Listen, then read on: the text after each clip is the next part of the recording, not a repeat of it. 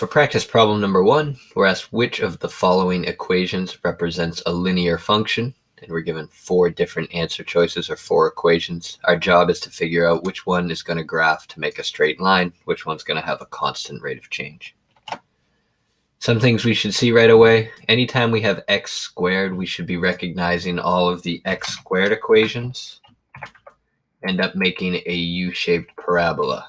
So even if we did y equals 1/2 times x squared, we just see all that did is make that U-shaped parabola be wider. But we know x squared is never linear. The next one we should see that can't be a linear function.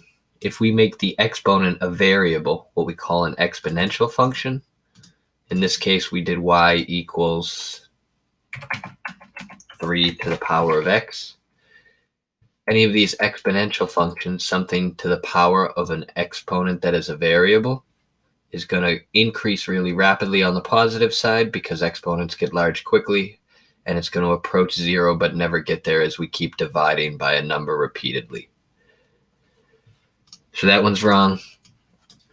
The correct answer is actually A. What we see here, if we do y equals x divided by 12,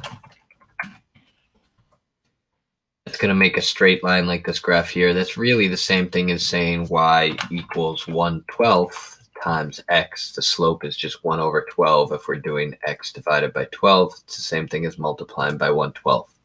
So this is just a proportional relationship. It's going to be a linear function. That's our correct answer. And then here, a bit of a tricky one, y equals x times x plus 3 should really be recognized as y equals x squared plus 3x. If you multiply x times x, that's going to make x squared, and x times positive 3 makes that.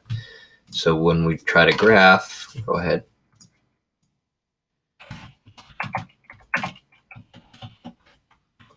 We see that x squared type graph here, that U-shaped parabola. So another distractor down here.